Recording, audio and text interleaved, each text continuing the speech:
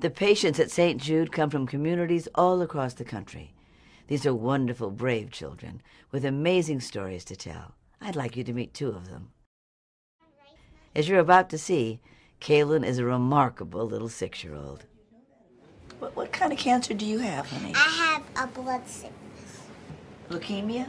Leukemia, T-cell. And T-cell, uh-huh. It was a rapid growing cancer. One of our doctors told us that she may have had 2 more days had we not have got here.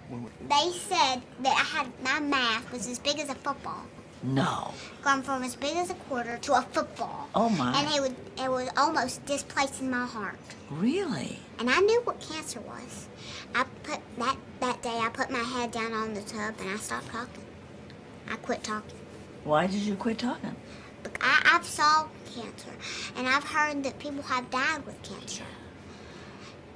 And so I quit talking. And when did you decide to start talking again? Then one of my nurses told me that she had cancer once, and I started talking a little more. And I'm already in remission. Do you know what remission means? It means that the machines don't see any more cancer. They don't see any more cancer. The machines don't see anymore. But they still show a little more treatment to make sure of that. St. Jude Hospital, it means a lot to me. I love them because they help me. They help me, and I could have died if they weren't there for me. Right. I could have died. I know, but you didn't. And every week now, as long as I get a lot of rest, I'm up and playing. Oh, that's so great. It's only been a year. It seems almost like a lifetime in some areas. But then to look back and say how much of a blessing we've received from St. Jude Hospital. Hope radiates through the halls of St. Jude Hospital. Thank you. Bless you. Thank you so much for talking to me. Really, God bless you. God bless you, my little darling. I don't think I'll ever forget Kaylin or her courage. What a special little girl. We're going to draw my blood. 11-year-old Markel is making a video about his journey at St. Jude. And today is a big day for him because he has completed treatment and he's finally finished with his chemotherapy and ready to go home.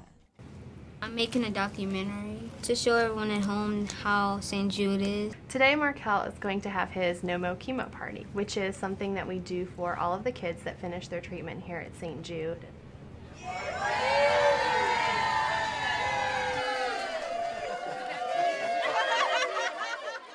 It's a huge milestone. I mean, most of our kids spend a year and a half, sometimes 2 years here on treatment. It helps bring closure, helps bring the experience full circle. Our patients have the sweetest HEART.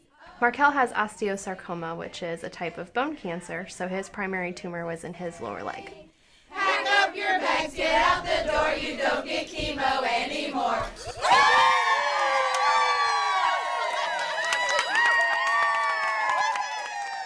By getting up and dancing, something that he didn't know he'd ever be able to do again, it shows that you can't give up hope. There's always hope and there's always people here supporting you in that hope. Thank you all!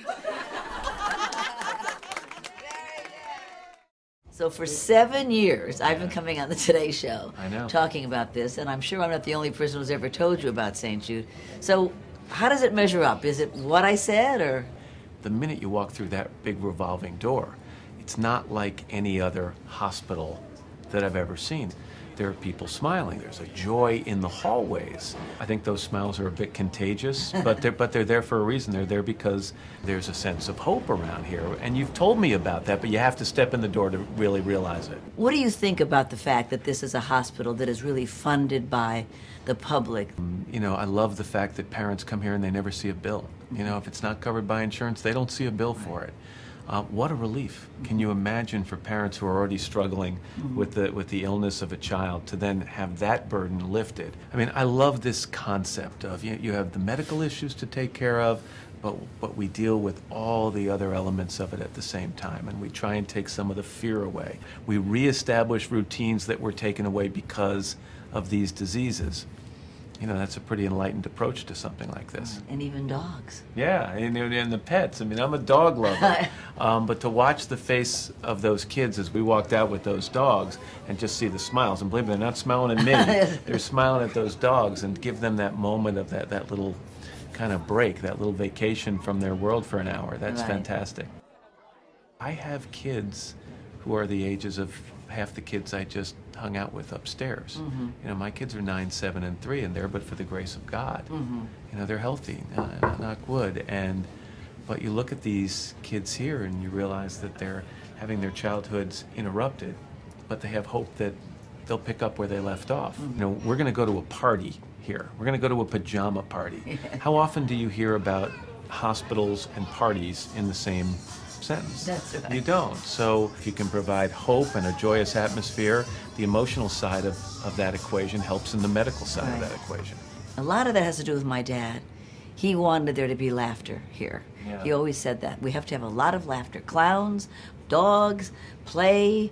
You know, they have an off-chemo party. I was at 2 off-chemo parties today. I heard about that. You know, no more chemo, it's called. Pack up your bags, get out the door, you don't get chemo anymore.